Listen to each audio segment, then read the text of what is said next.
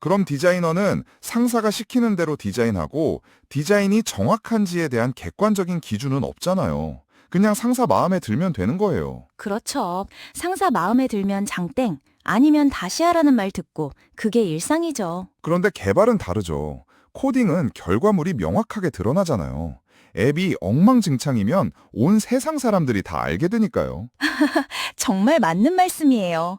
이 앱 왜 이렇게 버그가 많아? 댓글 폭탄 맞는 거 생각만 해도 끔찍하네요. 단순히 코드 스타일이나 코드 리뷰를 말하는 게 아니에요. 사용자 스토리, 즉 사용자가 원하는 대로 앱이 작동하는지, 버그 없이 목표를 달성할 수 있는지가 핵심이죠. 결국 사용자가 직접 써보면 바로 티가 난다는 거군요. 60초만 써봐도 알 수 있다니 정말 무섭네요. 맞아요. 그래서 개발자들은 상사의 피드백만 기다리는 수동적인 자세로는 살아남기 힘들어요. 오히려 상사한테 아무 소리 안 듣는 게 제일 좋은 거죠. 문제 일으키지 않았다는 뜻이니까. 와, 진짜 공감돼요. 다른 팀들은 상사 눈치 보느라 바쁜데 개발팀은 앱 잘 돌아가는지 확인하느라 정신없죠. 게다가 코딩 전문 지식이 없어도 누구나 앱이 제대로 작동하는지 확인할 수 있잖아요. 팀원뿐만 아니라 사용자들도 마찬가지고요. 그러니까 개발자는 마음 놓고 대충 할 수가 없는 거예요. 그럼 이런 상황이 다른 팀과의 갈등으로 이어지는 경우도 많겠네요. 그럼요. 예를 들어 볼게요. 디자인팀 디자이너는 상사가 시키는 대로 디자인하고 디자인이 정확한지에 대한 객관적인 기준은 없죠. 그냥 상사 마음에 들면 되는 거예요. 디자인은 주관적인 영역이니까요. 딱히 틀린 것도 없는 거죠. 그렇죠. 그런데 개발팀은 이 디자인대로 만들면 개발 기간이 너무 오래 걸려요. UI를 좀 단순화하면 기한 내에 끝낼 수 있어요. 그러면 디자이너 입장에서는 굳이 내가? 라는 생각이 들 수도 있겠네요. 상사가 시키는 대로 했을 뿐인데. 그렇죠. 디자이너는 해고 안 당할 정도로만 하면 되지만 개발자는 앱이 제대로 작동해야 하는 명확한 기준이 있잖아요. 이게 갈등의 씨앗이 되는 거죠. 개발자 입장에선 당연히 앱이 제대로 작동하는 게 굿 이너프인데 다른 사람들은 그게 아니라는 거군요. 맞아요. 프로덕트 매니저도 마찬가지예요. PM은 앱이 잘 작동하는지보다는 상사에게 잘 보이는 게 더 중요할 수도 있거든요. 아, 씁쓸하지만 현실적이네요. 자, PM, 디자이너, 개발자 셋이 회의를 한다고 쳐봐요. PM이 이번에 새로운 기능 개발해야 하는데 디자이너가 UI 디자인을 준비했어요. 네, 좋아요. 그럼 개발자 1이 이번 프로젝트 기간은 얼마나 되나요? 그렇죠. 그런데 디자이너는 몰라요.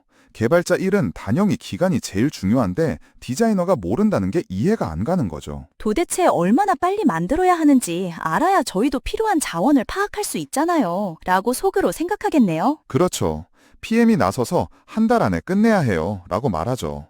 개발자 2가 모바일이랑 데스크톱 디자인이 각각 60개나 되는데 새로운 기능이 몇 개고 전체 규모가 어느 정도인지 감이 안 오네요. 그럼 디자이너는 또 모를세. 개발자 2는 아니 디자인을 그린 사람이 왜 그걸 몰라? 라고 생각하겠네요. PM이 또 나서서 그걸 정하려고 지금 회의하는 거잖아요. 라고 말하죠. 개발자 3이 좋아요. 그런데 티켓은 언제 나올까요? 라고 물으면 디자이너는 그건 제 담당이 아니에요. 개발자 3은 어이없어 하면서 아니 디자인팀이 티켓 작성하는 거 아니었어? 라고 생각하겠네요. PM이 티켓은 지금 같이 만들 거예요. 라고 말하면서 회의가 시작되죠. 결국 20시간 넘게 회의해서 티켓 200개를 만들고 한 달 안에 다 끝내라고 압박하는 거예요. 끔찍하네요. 다음 회고 회의 때 상황이 안 좋을 것 같은데요. 당연하죠.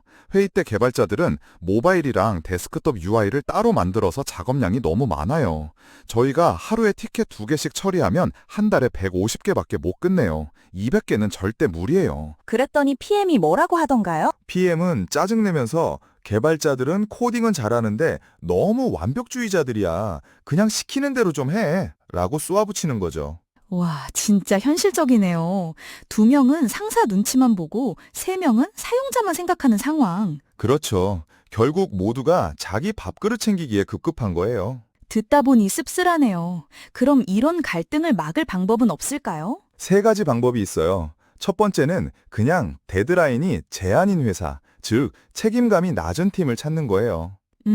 뭔가 다들 착한데 소프트웨어 개선은 전혀 안 되는 그런 곳이요? 맞아요. 새로 들어온 사람이 열심히 일하면 왕따 당하고 미완성 티켓이 수천 개씩 쌓여 있는 곳이죠. 왠지 피하고 싶네요. 두 번째 방법은 제가 선호하지만 현실적으로 잘 안 되는 방법인데 개발자가 아닌 사람들이 개발자들의 말을 경청하고 함께 기준을 낮추는 거예요. 개발팀과 함께 기능, 화면, 디자인 수를 줄여서 개발 부담을 줄이는 거군요. 그렇죠. 저희 개발자들은 그걸 범위 축소라고 부르는데 PM들이 엄청 좋아할 것 같지만 현실은 정반대죠. 상사한테 잘 보이는 게 우선인 PM들이 많으니까요. 그래서 결국 기준은 그대로 유지되고 알고 있는 문제점들은 나중에 처리하기로 미뤄지는 경우가 많아요. 나중에는 영원히 오지 않겠죠. 세 번째 방법은 제가 여러 번 시도했지만 추천하지 않는 방법인데 앱이 제대로 작동하게 하려고 밤낮으로 일하는 거예요.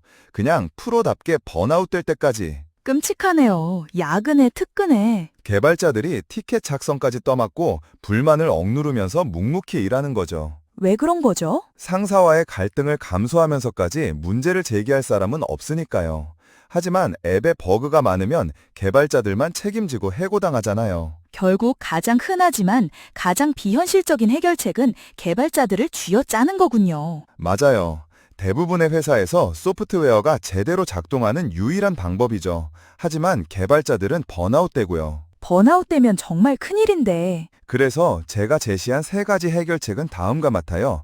1. 대충 일하고 해고당하지 않기를 바라거나 2. 문제를 제기해서 다른 사람들의 도움을 받거나 3. 번아웃 될 때까지 죽어라 일하거나. 결국 대부분의 회사에서는 2번은 불가능하고 1번 아니면 3번을 선택해야 하는군요. 그렇죠. 회사에서는 옳기보다 동의하는 게 낫다라는 말이 있잖아요.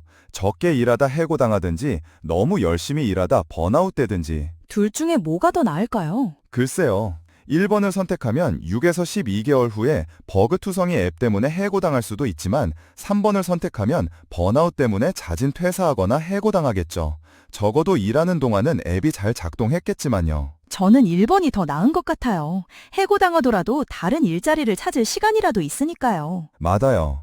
근무 시간에 포트폴리오를 만들고 이력서를 수정하는 게 야근하는 것보다 훨씬 나을 수도 있어요. 번아웃 되면 아무것도 할 수 없으니까요. 네, 번아웃은 인생을 망칠 수도 있어요. 끔찍하네요. 3번은 절대 하지 마시고 2번을 시도하거나 아니면 그냥 버그투성이 앱을 내놓는 걸 포기하세요. 포기하면 편하다 하는 말도 있잖아요. 웃음. 중요한 건 앱이 제대로 작동하는지 아닌지는 누구나 알 수 있다는 거예요. 사용자들이 제일 잘 알죠. 이 앱 왜 이렇게 불편해? 라는 말이 나오면 끝인 거죠. 맞아요. 그건 완벽주의가 아니에요. 그냥 최소한의 기능만이라도 제대로 작동하게 해달라는 거죠. 그런데 경영진들은 최소 기능만 구현해서 빨리 출시해 라고 말하잖아요. 20%의 노력으로 80%의 효과를 내라 라고 하면서 개발자들을 압박하죠. 진짜 짜증나겠네요. 개발자 입장에서의 완벽주의는 100% 자동화 테스트 커버리지를 달성하고 사용자가 작업을 완료하는 데 걸리는 시간을 최소화하는 거예요. 구글은 검색 시간을 늘리려고 일부러 그렇게 안 했다던데요. 맞아요. 사용자들의 검색 참여를 늘리고 광고 클릭을 유도하려고 그랬다죠. 역시 돈이 최고인가요? 개발자들은 칸지 스터디 앱처럼 플레이스토어에서 별점 4.9점을 받고 싶어 하지만 다른 사람들은 슬랙 앱처럼 3.4점만 받아도 자기 밥그릇만 안 뺏기면 된다고 생각하죠. 슬랙 정도면 이름값 때문에 괜찮지 않나요? 농담이에요. 슬랙도 얼마 전에 직원 10%를 해고하고 AI 인력을 채용하고 있다죠. 세상에 정말 무섭네요. 하지만 이런 갈등은 예방할 수 있어요. 어떻게 하면 되죠? 첫 번째는 개발자들이 그냥 책임감이 낮은 팀을 찾는 거예요. 두 번째는 경영진, PM, 디자이너 등 개발자가 아닌 사람들이 개발자들의 말을 경청하고 함께 기준을 낮추는 거고요.